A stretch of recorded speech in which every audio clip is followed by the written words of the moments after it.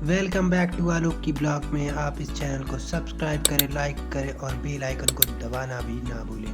आज है निखिल का प्रेजेंटेशन। उससे पहले मेरे इस यूट्यूब चैनल को एक बार से लाइक कर लें, फॉलो कर लें और इन्हें कहीं ना कहीं शेयर जरूर करें। तो स्टार्ट करें। यानी इस प्रेजेंटेशन को देखने के बाद आखिरी का आप वीडियो देखना बिल्कुल भी ना भूलें। आखिरी में हमने 2-4 लोगों का दिया है जो कि इस प्रेजेंटेशन के जस्ट एंड बाद वो रिव्यू आप देखेंगे इस ब्लॉग के अंत में। Thank you.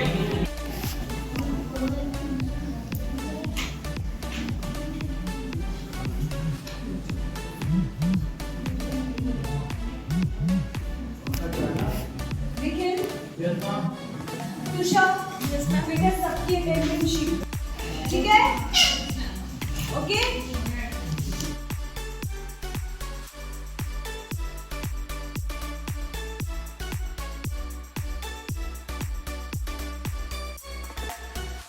और मैंने एक कंपनी है service wind private limited, factory है एसेंशियली देखा जाए तो, उसमें मैंने काम किया था। तो कॉर्पोरेट सेक्टर में जो कंपनीज होती हैं और जो फैक्ट्री बेस्ड कंपनी होती हैं उसमें एचआर के रोल में बहुत सारे डिफरेंसेस होते हैं। तो इस रीजन से मैंने एक पीपीटी बनाई थी ताकि मैं आप लोगों को ये बता सकूं कि एचआर के जो होते हैं वो 2 तरीके के होते हैं। एक फैक्ट्री एचआर मैनेजर जो रोल होते हैं वो कॉर्पोरेट एचआर मैनेजर के रोल से डिफरेंट होते हैं।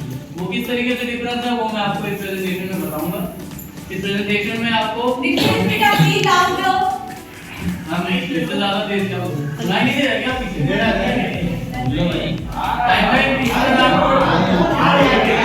लेकिन पोडियम लगा के बोलो यार, पोडियम लगा के बोलो, सीधा हो जाओ। हाँ इधर ठीक है। इसमें मैं आपको कंपनी के बारे में बताऊंगा कि एक्चुअल में कंपनी करती क्या थी। मेरा रोल वहां पे एज एन एचआर क्या था। तो उसमें टोटल कितने स्टेप्स होते थे? Recruitment, documentation, daily inspection drills, health and safety initiative, biometric update, waste management, employ welfare, HR register and file और लास्ट में की लर्निंग और टेकअवेज जो आप इस प्रेजेंटेशन में सीख सकते हैं। सबसे पहले एक छोटा सा इंट्रो है मेरी कंपनी का। मेरी कंपनी करती क्या है।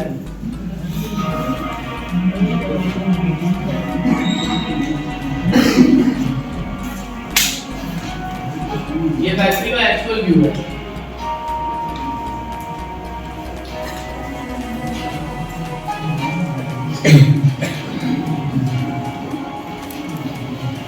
टेप तो लाया थी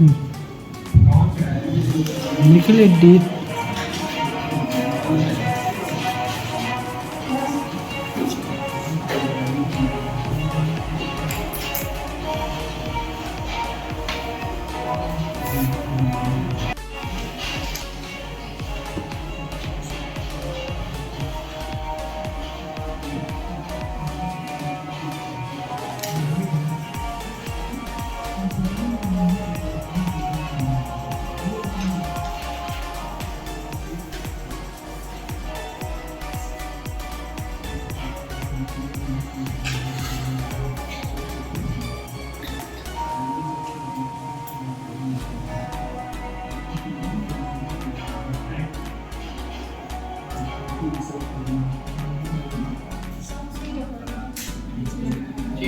ये मेरी कंपनी का एक इंट्रो था छोटा सा। ये सर्विस विंड प्राइवेट लिमिटेड एक पेंट मैन्युफैक्चरिंग यूनिट है जिसमें इंडियन रेलवेज आप जानते होंगे और जो हमारा भारत ऑयल पेट्रोल स्टेशन वो रिलेटेड एचपी है। ये सारे पेट्रोल पंप्स पे जो पेंट्स होते हैं, ऑयल टैंकर्स पे जो पेंटिंग होती है, जो रेलवे की कोचेस पे पेंटिंग होती है, उन सब का टेंडर इस कंपनी के पास जाता है और ये कंपनी इन सब में डील करती है। इसका काम मेनली कमर्शियल पेंट बनाना होता है। कमर्शियल और जो डोमेस्टिक होते हैं वो 2 अलग-अलग पेंट होते हैं। कमर्शियल पेंट की क्वालिटी जो होती है वो डोमेस्टिक पेंट की क्वालिटी से डिफरेंट होती है। वो आपने देखा होगा रेलवे की जो बोगियों पे पेंट होता है वो इस क्वालिटी का नहीं होता जो हम लोग घरों पे लगाते हैं। उसका मेन सिर्फ एक ही मोटिव होता है कि वो एक स्पेसिफिक कलर में दिखे और लॉन्ग टर्म तक अगर उसके ऊपर बारिश हो रही है, धूप हो रही है, ठंड में वो ट्रेन की बोगी जा रही है तो वो पेंट उतरे ना। बस यही एक मेन फंक्शन होता है उस पेंट का। अब एचआर का क्या काम होता है वहां पे? एचआर अगर हम वहां पे काम करने जाते हैं तो वहां पे उसके बाद जब किसी की भी रिक्रूटमेंट हो जाती है तो उसको आइडेंटिफाई करना, क्योंकि उसका एक आइडेंटिटी कार्ड बनता है। ऑब्वियस सी बात है, एक कंपनी है उसमें 600 से अब लेबर से काम कर रहे हैं, प्लस उसमें 25 प्लस जो मैनेजमेंट स्टाफ है वो काम कर रहा है, अकाउंटेंट्स होते हैं और भी बहुत सारे टीम्स के लोग होते हैं, टेंडर असिस्टेंट होता है, टेंडर एग्जीक्यूटिव्स होते हैं, सेल्स एग्जीक्यूटिव होते हैं, ब्रांच मैनेजर्स होते हैं। अभी मैं उसका भी एक मैंने ऑर्गेनाइजेशन चार्ट बनाया है कि किस तरीके का ऑर्गेनाइजेशन चार्ट होता है। प्लस तो इसमें लास्ट में कॉन्फ्लिक्ट रिजोल्यूशन, जो हम लोगों के एम्प्लॉइज के बीच में कॉन्फ्लिक्ट हो जाता है कभी-कभी, सब लोगों ने, जिन लोगों ने कॉर्पोरेट में काम किया नहीं किया, वो यहाँ पे भी देख रहे होंगे कि कई बार लड़ाइयाँ हो जाती है लोगों के बीच में। तो यहाँ पे फैकल्टी जिस तरीके से मैनेज करती है, वही काम वहाँ पे एचआर को करना होता है कि दो लोगों के बीच में सुलह किस तरीके से करवाई जाए, और अगर किसी ने कुछ किया है तो उसके ऊपर क्या एक्शन लिया जाना चाहिए, उसकी सैलरी कट होनी चाहिए या फिर उसको निकाल देना चाहिए जॉब से, या फिर उसको कंसिडर करना चाहिए, वोटिंग देनी चाहिए, ये सब चाहिए। और attendance record and leave register, ये तो एचआर के लिए सबसे इंपॉर्टेंट चीज होती है, क्योंकि अगर आपको अटेंडेंस नहीं पता होगी कि कितनी है तो सैलरी गलत क्रेडिट हो सकती है। कई बार प्रॉक्सी जैसे यहाँ लग रही है, तो यहाँ की प्रॉक्सी तो आपको पैसे नहीं मिल रहे हैं इसके, लेकिन वहाँ पे अगर कोई प्रॉक्सी लगा देता है, क्योंकि 600 लेबर है, आप हर एक को काउंट नहीं कर सकते कि हर एक लेबर आया है कि नहीं आया है, ऐसा तो नहीं कि किसी ने उसकी प्रॉक्सी लगा दी। तो उसके लिए भी बहुत सारे ऐसे फॉर्मेलिटीज होते हैं, ऐसे फंक्शंस होते हैं जिसके थ्रू हम लोग ये पता करते हैं।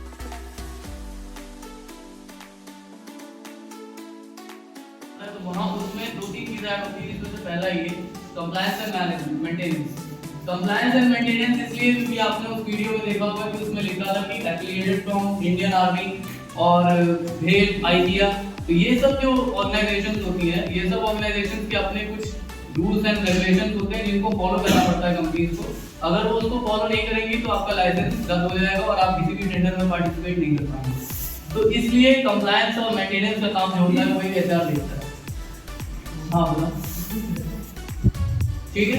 उसके बाद second, daily inspection and drills. अब ऑब्वियस सी बात है कि जब पेंट मैन्युफैक्चरिंग यूनिट है तो वहाँ पे बहुत सारे खतरनाक केमिकल्स यूज हो रहे होंगे, बहुत सारे ऐसे पाउडर से रिलेटेड चीजें यूज हो रही होंगी जिससे हमारे जो वर्कर्स को उनको नुकसान पहुंच सकता है। तो उसके लिए हम क्या सेफ्टी का इक्विपमेंट्स मैनेज कर पा रहे हैं कि नहीं कर पा रहे हैं, इंस्पेक्शन करना होता है कि उन्होंने वर्कर्स ने ग्लव्स पहने हैं कि मास्क पहना है कि कोई ऐसा तो नहीं कि कोई केमिकल कहीं पे स्पिल हुआ हो और किसी ने उस पर ध्यान ना दिया हो, ऐसे ही पड़ा हुआ है, क्योंकि वो इन्फ्लेमेबल होता है और उससे आग लग सकती है फैक्ट्री में।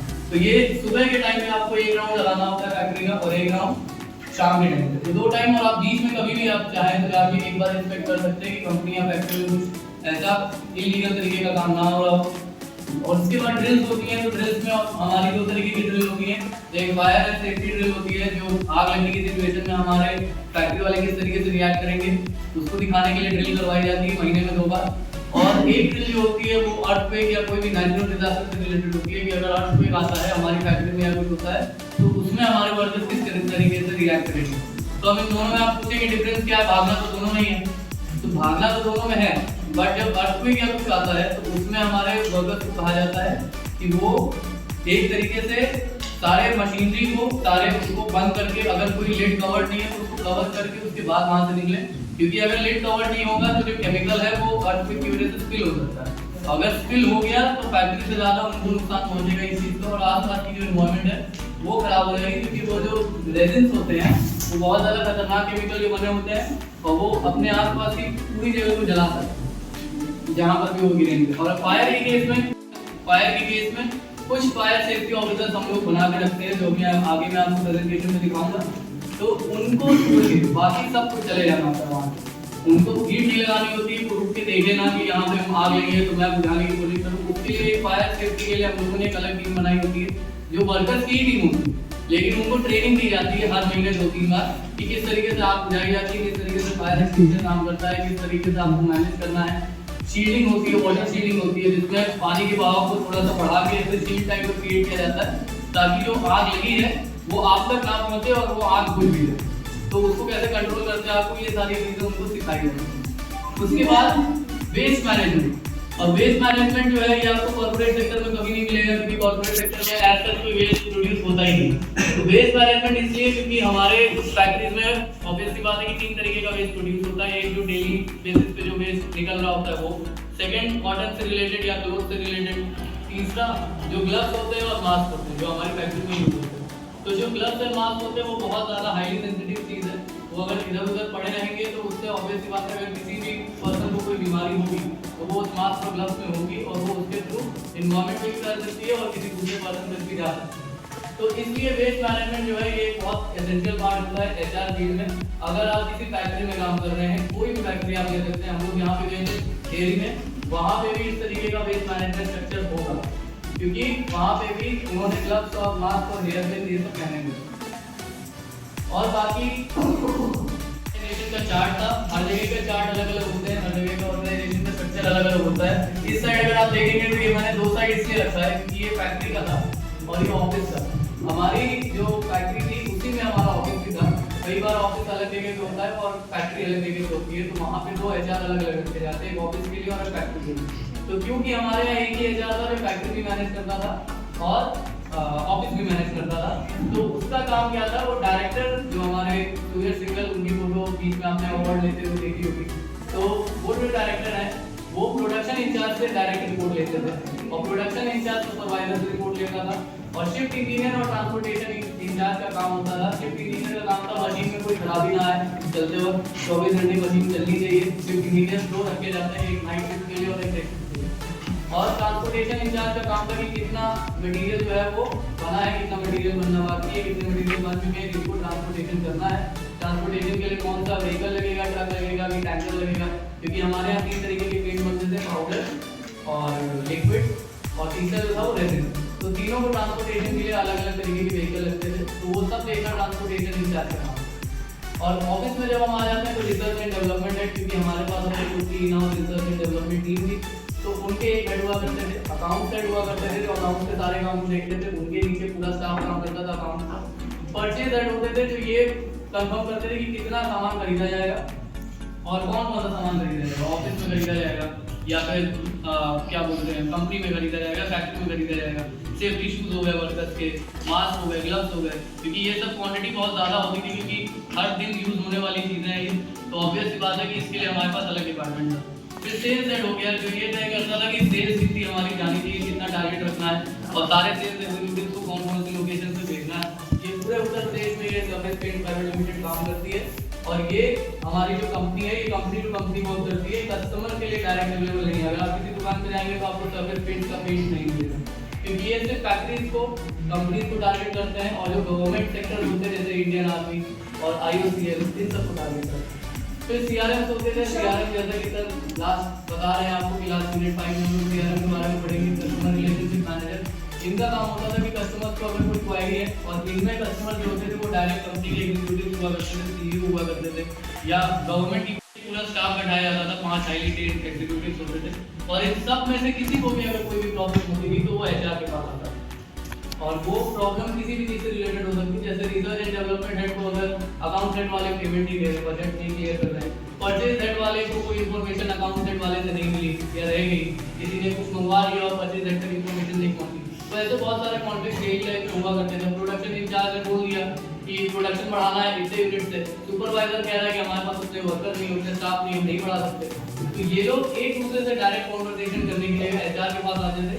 HR उस चीज़ को रिकॉर्ड करता था एज अ स्टेटमेंट और उसके बाद वो उन तक इस चीज़ को फॉर्मल तरीके से पहुंचाता था, क्योंकि ऑब्वियस सी बात है कि जब कोई इंसान डिससैटिस्फाई होता है तो वो वही तरीके से रिएक्ट करेगा, या तो गुस्से में और या तो तमीज से। तो ज़्यादातर केसेस में इंसान को बहुत जल्दी गुस्सा आ जाता था कि डेली वर्कर है, हम लोग के पास जब वर्कर नहीं है तो हम लोग प्रोडक्शन कैसे बढ़ा दें, हम जा रहे हैं प्रोडक्शन इंचार्ज से बात करने, तो ऑब्वियस सी बात है कि उसके हाथ में पावर है, वो इनको फायर कर देगा, चाहे हम उसका सुपरवाइजर रखेंगे। तो इसलिए सुपरवाइजर शिकायत उनसे डायरेक्ट ना करके HR से करता था और HR का काम होता था कि उनको फॉर्मली मीटिंग बुला के एक तरीके से शांति से ये चीज़ समझाई जाए कि किस वजह से क्या प्रॉब्लम आ रही है। तो ये किसी भी केस में हो सकता है, इनको छोड़िए, क्योंकि डायरेक्टर ऑब्वियस सी बात है कि वो एब्सोल्यूट अथॉरिटी है, तो उनके पास कोई भी इंफॉर्मेशन जाने से पहले HR से होती ही है। अब कॉर्पोरेट सेक्टर में भी काम आएगा और फैक्ट्री में जाएंगे उसमें भी काम आएगा। सबसे पहले इसमें हमारा काम होता है स्किल्ड और सेमी स्किल्ड एम्प्लॉइज को हायर करना। आप स्किल्ड और सेमी स्किल्ड में डिफरेंस क्या होता है, किसी को मालूम है स्किल्ड और सेमी स्किल्ड में क्या डिफरेंस है? Just raise your hands. Yes. बताओ। Shivam, tell me to say. इसमें थोड़ी बहुत स्किल आधा काम आता है। हाँ, एक तरीके से कह सकते हैं। तो सेमी स्किल्ड वर्कर्स जो होते हैं वो ऐसे वर्कर्स होते हैं जिनके पास कोई प्रोफेशनल डिग्री नहीं होती है, और उनके पास एक बेसिक इन्फॉर्मेशन होती है कि किस तरीके से काम किया जाता है। इसमें हमारे डेली वेज वर्कर्स आते हैं, फैक्ट्री के जो लेबर्स होते हैं, सुपरवाइजर्स होते हैं, ये सारे आते हैं। और जो स्किल्ड वर्कर्स होते हैं इसमें हमारे इंजीनियर्स आते हैं, या हमारी कंपनी में जो काम कर रहे हैं IT एक्सपर्ट्स हो गए, या हम खुद हो गए, HR हो गया, कोई भी ऐसा पर्सन जिसने कोई एक स्पेशलाइज डिग्री की हो, एक स्पेशलाइज प्रोफेशन की हो। तो वो प्रोफेशनल में आता है। और इन दोनों का अलग अलग इंटरव्यू देने का रीजन ये होता था क्योंकि दोनों का पे स्केल डिफरेंट होता है। सेमी स्किल्ड वर्कर्स की पे स्केल जो होती है वो अलग होती है और स्किल्ड एम्प्लॉइज की पेमेंट स्ट्रक्चर जो होता है वो अलग होता है। उसके बाद सेकंड, अगर वो यहाँ से पास हो जाते थे तो उनका डॉक्यूमेंट सबमिशन होता था। डॉक्यूमेंट सबमिशन का पूरा एक लेंथी प्रोसेस है, उसमें हम नहीं जाएंगे, बट आगे मैंने एक वो रखा है जिसमें आपको वो चीज़ मैं बता दूंगा। उसके बाद पीजीबी होता था, जिन लोगों ने कॉर्पोरेट सेक्टर में काम किया उनको मालूम होगा कि बैकग्राउंड वेरिफिकेशन होता है कि आपने इससे पहले किस कंपनी में काम किया है, वहाँ पे आपकी सैलरी कितनी थी। ऐसा तो नहीं कि आप अपनी सैलरी बहुत ज़्यादा बढ़ा के बता रहे हैं और आपका एक्सपीरियंस ऐसा तो नहीं कि फेक है, कहीं आपने वहाँ काम ही ना किया और आपने एक्सपीरियंस लेटर लगा दिया। ये सब चीज़ें वेरीफाई की जाती थी। लास्ट में हमारा सैलरी स्ट्रक्चर डिफाइंड रहता था कि इतने से इतने के बीच में सैलरी स्ट्रक्चर रहेगा इनका। मैन पावर रजिस्टर एक होता है, उसमें अपडेट किया जाता था ये सारी इंफॉर्मेशन को कि हमने कितना मैन पावर हायर किया है आज के दिन में। उसके बाद ESIC और PF, ये दोनों आपको जितनी भी ऐसी कंपनी है जो लाइसेंस होती है उसमें मिल जाएगा। ESIC जो होता है वो हमारा इंश्योरेंस होता है, एम्प्लॉय स्टेट इंश्योरेंस कॉर्पोरेशन, और PF जो होता है वो प्रोविडेंट फंड होता है। जो हम लोगों का PF और ESIC ये दोनों कटता था, और वर्कर्स का भी कटता है, सेमी स्किल्ड वालों का भी कटेगा, स्किल्ड वालों का भी कटेगा, क्योंकि गवर्नमेंट का नियम है कि ये जितने भी वर्कर्स काम कर रहे हैं उनका कटने है। आते हैं तो सबसे पहले फायर एंड सेफ्टी कंप्लायंस हमारे कंपनी में किस तरीके से था। तो ये आप देख रहे होंगे फायर एक्सटिंग्विशर लगा है, और फायर एक्सटिंग्विशर के साथ यहाँ पे आपका एक प्लान लगा है, फायर एग्जिट प्लान। ये फायर एग्जिट प्लान ये शो करता था कि अगर आग लगती है तो आपको किस डायरेक्शन में भागना है। इसमें आप देखेंगे कि ज्यादातर चीजें जो है वो एरोस के थ्रू दिखाई जा रही है। उसके पीछे रीजन ये है कि जो डेली बेस वर्कर्स होते हैं उनको पढ़ना नहीं आता ज़्यादा, तो इस वजह से उनको ग्राफिक्स के बेस पे दिखाया जाता था कि उनको भागना किस तरफ से है, और अगर आग लगती है तो उनको कहाँ पे निकलने का रास्ता है, एक इस साइड से रास्ता है, एक साइड से रास्ता है। तो ये दोनों सीढ़ियाँ हैं, ठीक है। तो एग्जिट के लिए हम लोग किस तरीके से कहाँ से जाएंगे, उनको इसके ऊपर 3 दिन 4 दिन ट्रेनिंग के लिए जाती है, ताकि अगर आग लगे तो कोई जानी नुकसान ना हो किसी वजह से। अब इवैक्यूएशन रूट जो है वो आप देख सकते हैं, ये फैक्ट्री के अंदर की रियल फुटेज है कि किस तरीके से इस एरो को बनाया गया है। ये सिर्फ मैप में ही नहीं है, ये मैप आप देख रहे होंगे सिमिलरिटी है, जिस तरीके से एरो दिख रहा है उसी तरीके से आपको इस इवैक्यूएशन रूट में भी एरो बने हुए दिख रहे होंगे। अब इसमें एक कंप्लायंस आप ये ध्यान रख के चलिएगा, ये इवैक्यूएशन रूट है, इसको दिमाग में डाल लीजिए, क्योंकि अभी एक आगे एक तरीके से गेम है जिसमें आपको बताना होगा कि कमी क्या है, क्योंकि मैंने फोटो खींची है किसी चीज़ की जो गलत है वहाँ। तो अगर आप बता दे रहेंगे तो ये मतलब आपको इससे समझ में आ रहा है। फिर सेकंड ये आप देख रहे होंगे, इसको हाइड्रेट बोलते हैं, ये होल व्हील पाइप होता है इसमें, और इसमें अंतर ये होता है कि ये आपका बिल ले सकता है, इसकी डायरेक्शन आप मूव कर सकते हैं लेकिन इसको आगे या पीछे नहीं कर सकते। इसमें फायदा ये है कि ये बहुत प्रेशर से पानी रिलीज करता है, तो अगर बहुत ज़्यादा बड़ी आग लगी हो तो इसका यूज करके जल्दी आग को बुझा सकते हैं। यहाँ से इसका एंगल एडजस्ट होता है कि ऊपर नीचे हो सकता है और ये 360 घूम सकता है। बस होल व्हील पाइप आपकी कंपनी के अंदर तक जा सकती है, फैक्ट्री के अंदर तक जा सकती है, क्योंकि इसमें आपको अच्छा खासा अमाउंट ऑफ पाइप दिया होता है, जिसको आप यूज करके अंदर तक ले जा सकते हैं फैक्ट्री का, और वहाँ पे अगर कोई आग लगी है तो उसको बुझा सकते हैं। ये फायर एंड सेफ्टी कंप्लायंस में 3 चीजें होती हैं जो मैंने बताया, एक फायर एक्सटिंग्विशर लगा होना चाहिए, सेकंड इवैक्यूएशन रूट लगा होना चाहिए, और तीसरा वो जो मेंटेनेंस रिपोर्ट है वो अपडेटेड होनी चाहिए।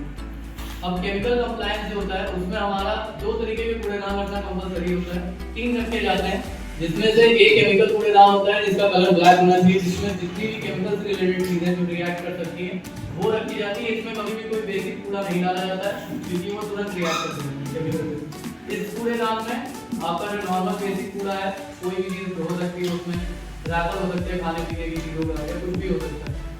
और लास्ट जो ग्लव्स एंड मास्क होता है उसका एक अलग ही बनाया जाता है बॉक्स, और उसी में इसको डाला जाता है। अब रीजन क्या है इसको केमिकल वाले में नहीं डाला जा रहा है, इसके पीछे रीजन ये है क्योंकि केमिकल जो है वो कॉटन से रिएक्ट कर सकता है, और कॉटन से रिएक्ट करके आग लग सकती है उसमें, इस वजह से इसको इस दोनों को एकदम दूर दूर रखना है।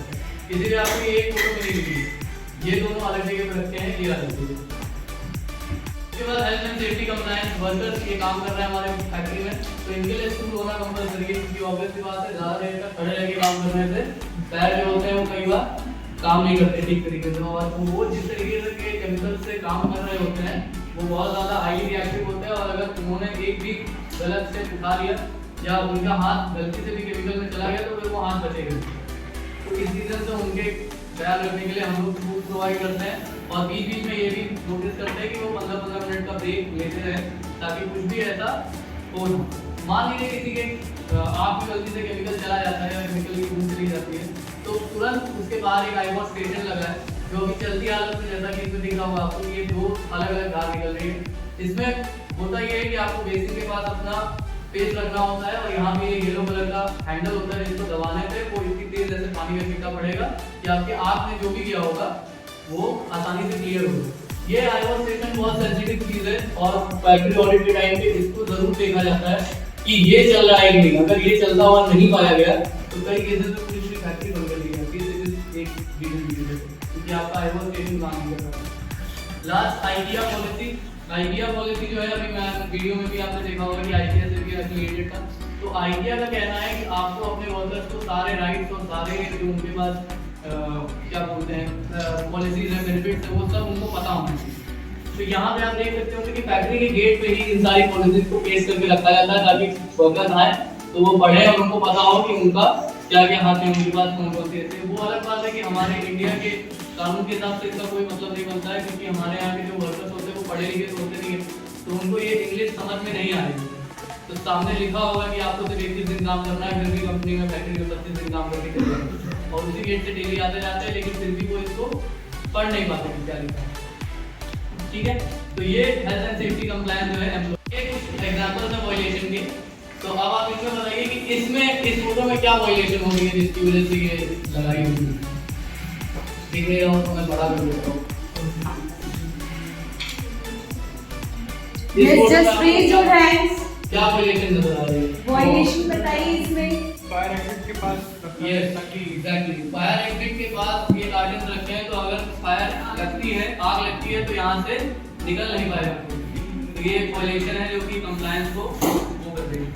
अब सेकंड फोटो ये है, इसमें देखिए क्या हो रहा है। इसमें केमिकल ड्रम्स रखे हुए हैं इसके आसपास तो यहाँ वो सील तक पहुँचना इम्पॉसिबल है। यहाँ तक आप पहुँच नहीं सकते जब तक इनको हटाएंगे नहीं और इनका वजन बहुत ज़्यादा होता है। तो ये चीज़ें एक एचआर मैनेजर को देखनी होती हैं और रिपोर्ट करनी होती है ताकि ये तुरंत यहाँ से हटे। ये यहाँ पे रखा नहीं होती। और ये लास्ट फोटो इन सब में सिमिलर चीज़ें हो रही है। इस फोटो में देखिए इसमें भी फायर एग्जिट है और फायर एग्जिट पे ट्रक लगा के यहाँ पे क्या किया जा रहा है, सारे हमारे जो प्रोडक्ट पैक हुए थे उनको उतारा जा रहा है ना। तो उतारना चढ़ाना ये सब जो है फायर एग्जिट से नहीं हुई लेकिन इन लोगों ने किया था तो उस टाइम पे इनकी फोटो क्लिक की गई। और ये एक ऑडिटर ने फोटो क्लिक की है तो आप समझ सकते हैं कि उनका ध्यान इन सब चीज़ों पे बहुत ज़्यादा होता है। इसमें क्या हो रहा है वायलेशन? ग्लव्स नहीं है और ये जो केमिकल इसने पकड़ा हुआ है हाथ में इससे हाथ इंसान का गल जाता है अगर इसका गैस लीक आपके हाथ में पड़ेगी और स्किन कैंसर भी हो सकता है और यहाँ से गैस रिलीज भी हो सकती है बहुत ईजी। तो ये पूरी तरीके से एक्सपोज है और इसको मालूम ही नहीं है कि ये किस केमिकल के साथ खेल रहा है। तो होता यही है कि ये एजुकेटेड होते नहीं है और इनको सुपरवाइजर जो होते हैं वो बताते भी नहीं है कि एक्चुअल में वो कितने बड़े खतरे में हैं क्योंकि अगर बता दिया जाएगा तो कोई वर्कर काम ही नहीं करेगा ऐसे केमिकल से। अब ये आप देख सकते हैं इस फोटो में, इस फोटो में क्या हो रहा है, यहाँ पे गिरा हुआ पूरा केमिकल। तो ये धूप ऑब्वियस बात है, जब धूप होगी तो रिएक्शन होगा और हो सकता है कि इसकी वजह से यहाँ पे आग लग जाए और ये सारे ड्रम्स में आग लग जाए। उसके बाद अब इसमें क्या है, इस फोटो में क्या दिख रहा है?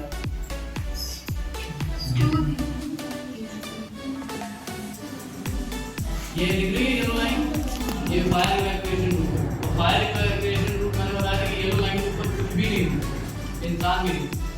और यहाँ पे इसके ऊपर ये बैठ के बॉक्सेस बना, तो ये भी एक वो हो गया, तो वायलेशन हो गया। तो ये वायलेशन नहीं होनी चाहिए। अब एम्प्लॉइज और वर्कर्स वेलफेयर के लिए कमिटीज इसमें पहला होता है health and safety committee, second होता है ग्रीवेंस कमेटी और तीसरा होता है worker committee. Health and safety committee में जैसा कि आप जानते हैं कि सारे हमारे जो एम्प्लॉइज हैं उनके लिए हमारा क्या एक्शन है, उनके लिए हम लोग डेली हम लोग क्या करवाते हैं, जैसे यहाँ पे भी फैकल्टी मेंबर्स का भी होता होगा कि रिपोर्ट वगैरह चेकअप करवाया जाता होगा डेली मंथली बेसिस पे कि हेल्थ चेकअप होता होगा कि बीपी सही है कि नहीं, शुगर लेवल सही है कि नहीं। तो वो एक बेसिक जो एक रिक्वायरमेंट है जो गवर्नमेंट की तरफ से जारी की गई है कि आपको अपने एम्प्लॉइज का ख्याल रखना है इस मामले में। सेकंड ग्रीवेंस कमेटी, ग्रीवेंस का मतलब होता है कोई भी ऐसा दुख या दर्द जो आपको कंपनी की वजह से या फैक्ट्री के किसी एम्प्लॉइज की वजह से हो रहा है, तो वो ग्रीवेंस कमेटी का काम ये होता है कि उसमें जो मेंबर्स होते हैं वो ये अश्योर करते हैं कि किसी को भी किसी तरीके की प्रॉब्लम ना हो, किसी एम्प्लॉय से, किसी सीनियर से, किसी जूनियर से या इन ओवरऑल कंपनी में किसी को भी कोई प्रॉब्लम ना हो। किसी को भी कोई प्रॉब्लम होती है, यस रिजॉल्व करते हैं। तो वो ग्रीवेंस कमेटी का काम क्या है कि उस पर प्रॉब्लम को रजिस्टर करना और उनको रिजॉल्व करना। थर्ड जो होती है वो हमारी वर्कर कमेटी होती है, जो वर्कर्स का एक यूनियन में सुना होगा, इसको वर्कर यूनियन भी कहा जाता है। तो वर्कर्स कमेटी जो होती है वो वर्कर्स मिलकर अपना बनाते हैं और वो डिसाइड करते हैं कि उनको किस तरीके से काम करना है, किस तरीके से नहीं करना है। अब यहाँ पे आप देख सकते हैं, इसका एक एग्जांपल मैंने लगाया हुआ है कि हेल्थ एंड सेफ्टी कमेटी जो बनती है उसमें इस तरीके से मेंबर सेलेक्टेड होते हैं कि ये 12 मेंबर्स हैं। उसके बाद इनमें 2 कंपनी के होते हैं, ये ऊपर ये जो है ये सारे फैक्ट्री के वर्कर्स हैं और नीचे के जो 2 लोग हैं ये कंपनी के मेंबर्स हैं। और यहाँ पे एमओएम होता है, मिनट्स ऑफ मीटिंग, जिसको कहा जाता है कि 30 मिनट में हमने ये सोचा, 30 मिनट में हमने ये सोचा, 30 मिनट में ये बात, 30 मिनट में ये बात। उसके बाद यहाँ पे सबसे साइन लिया जाता है कि सब अटेंड कर रहे हैं कि नहीं। यहाँ पे जितने लोग लिखे हैं सबका यहाँ साइन होना चाहिए। लास्ट में यहाँ एचआर का साइन होना चाहिए और यहाँ पे उसकी कुछ प्रूफ होनी चाहिए, फोटो कि ये फोटो होना ही होना चाहिए कि आपने सही में करवाया था कि नहीं करवाया था, इसका प्रूफ है ये मीटिंग हुई थी, ठीक है। और इसका हर 1 महीने में 2 बार ये रिपोर्ट बनाई जाती है और इस तरीके से इन तीनों का बनना है। अब पॉलिसी मेकिंग और updation according to the latest rules and regulation. अब इन सारे रूल्स में गवर्नमेंट अपने अकॉर्डिंग चेंज करती रहती है और कई बार तो ऐसा होता है कि महीने में 2-2 बार पॉलिसी चेंज होती है। तो आपको ये एश्योर करना होता है कि आप सारी पॉलिसीज को अपने फैक्ट्री में और अपने कंपनी में लगा रहे हैं। तो पहला है anti bribery and corruption policy.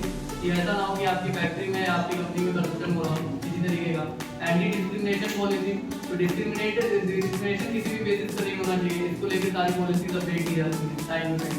Business ethics policy, अब इसमें क्या होता है, एक बार फैक्ट्री का कोई एम्प्लॉय है, फैक्ट्री के एम्प्लॉय ने रिपोर्ट किया था जाके कोका कोला में, क्योंकि कोका कोला की जो रेसिपी थी वो वहाँ का ही एक एम्प्लॉय इनको दे रहा है। तो ये बिजनेस एथिक्स का पार्ट है कि आप अपने कॉम्पिटिटर को ये चीज़ बताएं कि वो उनकी कंपनी में भी अगर कोई गलत कर रहा है तो उसके बारे में इन्फॉर्म करना। तो ये बिजनेस एथिक्स पॉलिसी जो है उसमें यही सब चीज़ें लिखी होती है कि किस तरीके से हम लोग फेयर एनवायरनमेंट बना सकते हैं, बिजनेस भी करें और साथ में कोई ऐसा गलत प्रैक्टिस भी ना करें। फिर चाइल्ड लेबर पॉलिसी जो मैंने लिखा है वो फॉलो किया जा रहा है। मॉक ड्रिल्स करवाई जाती है ताकि इमरजेंसी प्रिपेयर्डनेस पता चल जाए कि इमरजेंसी में हमारी फैक्ट्री किस तरीके से रिस्पॉन्ड करेगी। बायोमेट्रिक अपडेशन, फिंगरप्रिंट को मैनेज करना और फेस रिकग्निशन सिस्टम। अभी मैंने बताया कि अगर कंपनी में 600 एम्प्लॉय 600 वर्कर काम कर रहे हैं तो हमें कैसे पता कि किसी न किसी की कॉपी नहीं लगेगी। तो आप किसी का फेस लाके लगा नहीं सकते। फेस क्या किस बेसिस पे काम करता है, वो हीट सिग्नेचर मिलेगा। तो ऑब्वियस सी बात है कि जब तक उसको वो सेम हीट सिग्नेचर नहीं मिलेगा तो बायोमेट्रिक में आपकी अटेंडेंस नहीं लगेगी। तो जो कंपनी में नया ऐड हुआ है, जो कंपनी से एग्जिट हुआ है, जो कंपनी में अभी शुरू हुआ है उसको रजिस्टर करना होता है, जो कंपनी से जा चुका है उसको हटाना होता है हमारे क्लाउड बेस पे। इनएक्टिव एम्प्लॉइज को हटाना और डेटा एक्यूरेसी को एकदम इंश्योर करना कि अगर किसी की 2 बार एंट्री हो गई तो उसको तुरंत वहीं पे सही करना, ताकि ऐसा ना हो तो उसको 2 दिन की अटेंडेंस लगे। यार इस वीडियो जो पीपीटी चल रही है किसी भी इंसान को काम नहीं करने देना। एनवायरनमेंट हेल्थ सेफ्टी पॉलिसी, ये बहुत इंपॉर्टेंट पॉलिसी है कि एनवायरनमेंट को आपसे बड़े से कितना नुकसान पहुंच रहा है वो मेंटेन करना। हेल्थ पॉलिसी और सेफ्टी पॉलिसी बहुत अच्छी है। एम्प्लॉय एग्जिट पॉलिसी, अगर एम्प्लॉय आपकी कंपनी छोड़ के जा रहा है तो आप उसको क्या क्या प्रोवाइड करेंगे, कितने टाइम का आप उसको नोटिस पीरियड देंगे, कितने टाइम में आप उसको छोड़ेंगे, ये सारी चीज़ें जो है एम्प्लॉय एग्जिट पॉलिसी का पार्ट है।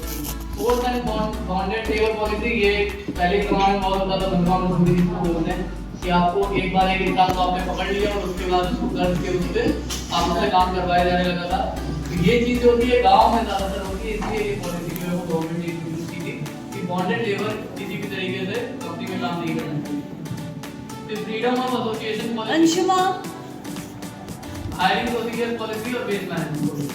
अब हायरिंग प्रोसीजर सब कंपनी का अलग अलग होता है, बट एक पॉलिसी जब एक बार डिसाइड हो जाती है कि इस तरीके से हायरिंग होगी तो उसमें किसी भी तरीके का लूपहोल क्रिएट नहीं होना चाहिए किसी भी एम्प्लॉय के लिए। अगर किसी के जानने वाला भी आ रहा है तो आप ये नहीं कर सकते कि आप इस हायरिंग प्रोसीजर को चेंज कर दें अपने हिसाब से। जो हायरिंग प्रोसीजर है वो कंटिन्यूस करते हुए ही उस आदमी को भी आप कंपनी में ऐड करते हैं। और वेस्ट मैनेजमेंट पॉलिसी, ये पॉलिसी भी आपको सिर्फ फैक्ट्रीज वगैरह में ही मिलेगी, क्योंकि इस पॉलिसी में आपको ये बताना होता है कि हम अपने वेस्ट को किस तरीके से मैनेज कर रहे हैं, कितना वेस्ट हमारा किस टाइम पे गिरा है।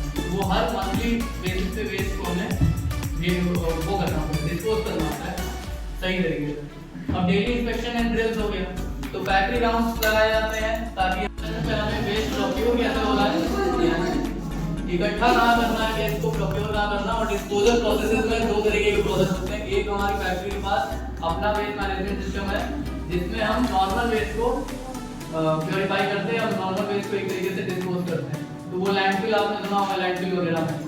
सेकंड होता है POSMS। तो ये जो है ये यहाँ ना होके कानपुर में है, ये कंपनी है जो यही काम करती है। उसका काम होता है कि जितने भी वेस्ट मटेरियल्स हैं फैक्ट्रीज के, केमिकल वेस्ट, उनको प्रोक्योर करके और उनको डिस्पोज करने का काम लाइसेंस तरीके से वो फैक्ट्री करती है। तो वहाँ पे उसको भेजा जाता है और उसमें हम जिस भी ट्रक से भेज रहे हो या जिस भी व्हीकल से भेज रहे हो उसका प्रॉपर नंबर वगैरह सब फाइल में मेंटेन होता है, ताकि अगर कभी कोई गवर्नमेंट ऑडिट हो जाए तो हमें पता हो और उनको भी पता हो कि हमारा केमिकल वेस्ट कहाँ जा रहा है। क्योंकि केमिकल वेस्ट जो है उसको एज अ बायो वेपन भी यूज किया जाता है। इस रीजन से उसका बहुत सेंसिटिव केस होता है, आप इधर उधर कहीं भी केमिकल वेस्ट नहीं भेजो। और managing chemical waste to ensure environmental compliance, जो मैंने बताया कि एनवायरमेंटल कंप्लायंस जो हमारा है उसको इंश्योर करने के लिए केमिकल वेस्ट को अच्छे से मैनेज करना होता है। रिकॉर्ड हो गया, लीव रिकॉर्ड्स हो गए, इंश्योरेंस कितने हर महीने कितना कितना कटा किस किस एम्प्लॉय का, ये रिकॉर्ड मेंटेन करना। ESIC की कंप्लायंस हो गया। और दो फॉर्म होते हैं, फॉर्म 11 और फॉर्म 16।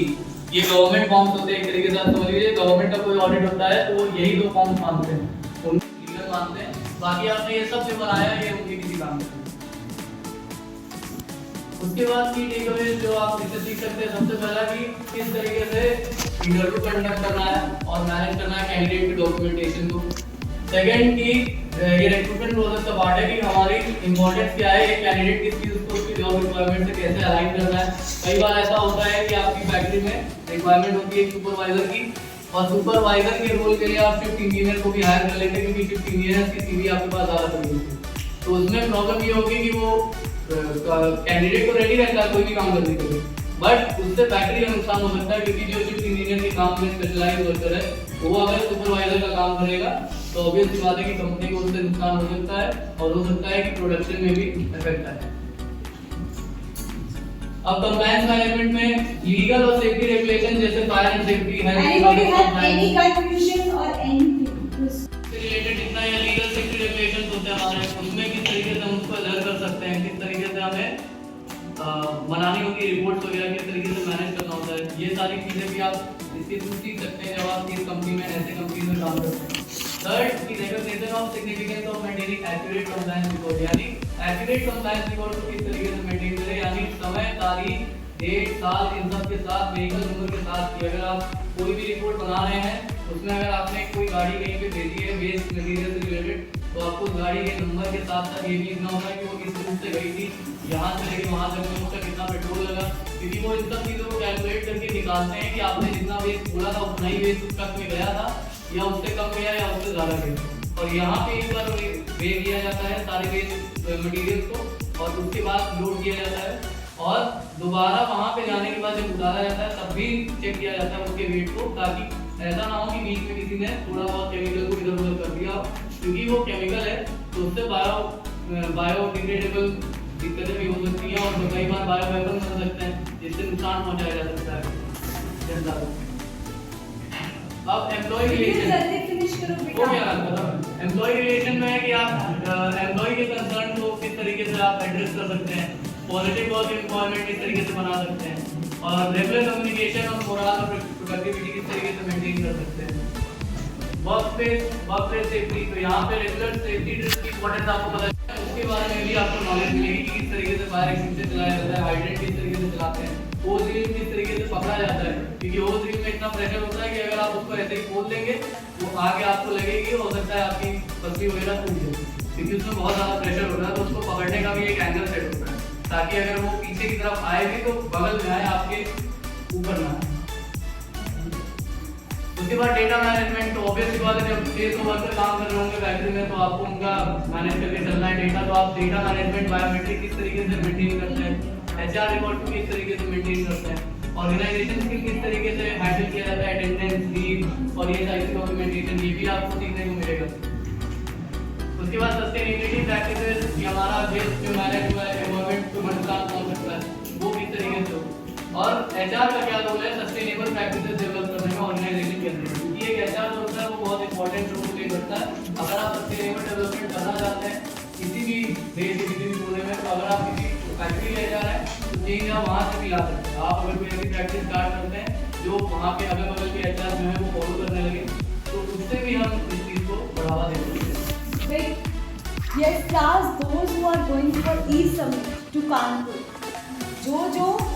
जो भी जा रहा है E-Summit के लिए कानपुर, अगर ग्रुप में आपका नाम नहीं है तो kindly give your names to Aman, okay?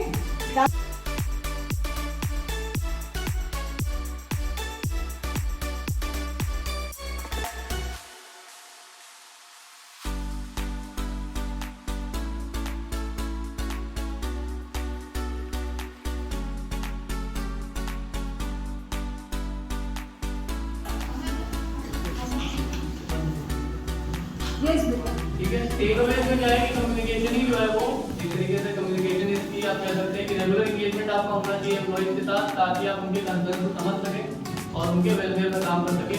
Details को अटेंशन देना बहुत ज़्यादा ज़रूरी है, क्योंकि बहुत छोटी छोटी ऐसी डिटेल्स होती है, जैसे कि फोटो में आपने देखा, कई बार वो चीज़ें जो है वो नॉर्मल वर्कर से, सुपरवाइजर से, इवन जो प्रोडक्शन इंचार्ज होते हैं उनसे भी मिस हो सकती है।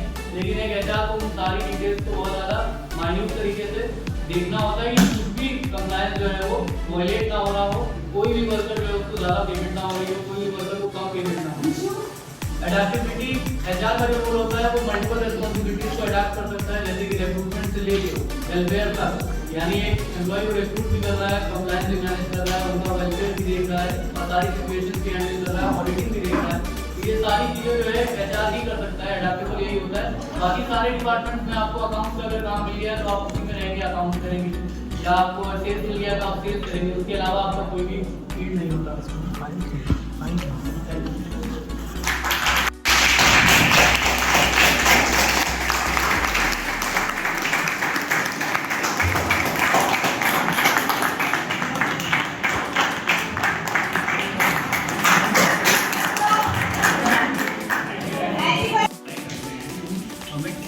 फॉर्मेट तैयारी करनी होती है ना, डायरेक्टली बोल सकते हैं कि मैं क्या करूँगी, पता मुझे कि क्लास पास आउट हो गया, एग्जाम के बाद वो प्रोसेस क्या है। HR के लिए अगर आपको अप्लाई करना है किसी कंपनी में तो उसका प्रोसेस क्या है आपकी? क्या कैसे बनते हैं HR होने के लिए तीन चीज़ें इम्पोर्टेंट है। पहला कि आपको टीम में काम करना आना चाहिए, दूसरा गलतियाँ माननी आनी चाहिए, और तीसरा जो सबसे जरूरी होता है वो एम्पैथी होनी चाहिए आपको अपने वर्कर्स के लिए।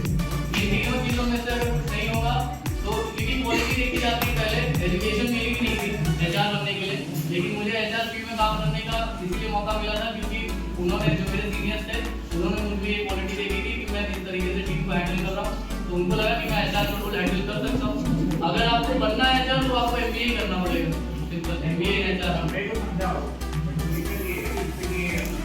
आपको क्या मतलब इंटरेस्ट पता नहीं, आप लोग का इंटरेस्ट क्या होना चाहिए। इंटरेस्ट आपको पता है ना, टीम लीडिंग स्किल्स आपके, अगर आपको लीडरशिप में अच्छा लगता है, आपको लोगों को मोटिवेट करके अच्छा लगता है, उनके अंदर की कोई ऐसी स्किल्स को बाहर लाके अच्छा लगता है जो पहले से उनको पता ना हो, या उनको पता हो लेकिन वो उसको आगे ना बढ़ा पा रहे हो, तो ये सब अगर आपको करने में अच्छा लगता है तो आप एक वरना फिर और भी आपका इंटरव्यू होगा, आपने क्या मुझसे क्या सिंपल 2-3 क्वेश्चन भी पूछे जाते हैं ज़्यादातर हर इंटरव्यू में।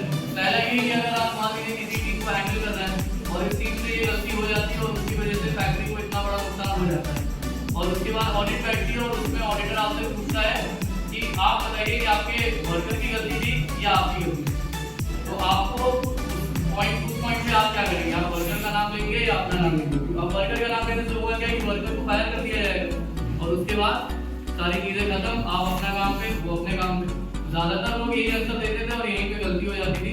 उस जगह पे आपको आंसर देना है कि मैं अपने ऊपर वो रिस्पॉन्सिबिलिटी लूँगा, क्योंकि बीइंग एन HR, क्योंकि आप जब HR रहते हैं तो आप ऐसी पोस्ट पे हैं कि आपके ऊपर ज़्यादा बड़ा एक्शन लिया नहीं जा सकता। हाँ, पेनल्टी लग सकती है छोटी मोटी, लेकिन उससे ज़्यादा आपके ऊपर कोई एक्शन नहीं लिया जाता है। अगर आप वर्कर का नाम लेते हैं तो पहली बात तो जो वर्कर की कमेटी होती है उसमें आपका नाम खड़ा होगा कि एक HR ने हमारे एम्प्लॉय को बता दिया, एक वर्कर को बता दिया, भले उनकी गलती होगी फिर भी उनको ये चीज़ लगेगी कि वो चाहते तो अपने ऊपर लेके बात खत्म कर सकते हैं। तो कई बार आपको ये भी देखना होता है कि गलती किसकी है, इससे मतलब नहीं है, उससे इफेक्ट क्या पड़ रहा है अगर आप सच बता रहे हैं, तो ये भी देखना जरूरी होता है कि HR के पॉइंट ऑफ व्यू। आप एक्सपीरियंस है तो क्या पर और भी कुछ हाँ ओके मैं पूछूं जो एकदम मैं लास्ट वन हाँ ऐसे क्या गलतियां हमें नहीं करनी, लेकिन आप एक्सपीरियंस है तो HR अगर आप हैं तो सबसे पहले जैसा मैंने बताया कि डॉक्यूमेंटेशन में कोई भी गलती मत करिए होती थी। डॉक्यूमेंटेशन जो सबमिट किए जाते हैं, कई बार ऐसा होता है कि उसमें आधार, पैन और बहुत सारी ऐसी सेंसिटिव इन्फॉर्मेशन होती है जो एचआर की डेस्क पे ऐसी पड़ी रह जाती है और लोग उसकी फोटो खींच के लेके जाके और उससे स्कैम वगैरह कर रहे हैं।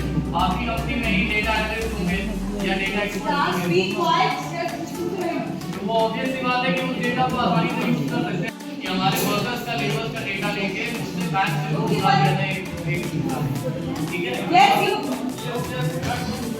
Yes. Anybody wants to ask any question? पता नहीं, आई डोंट नो।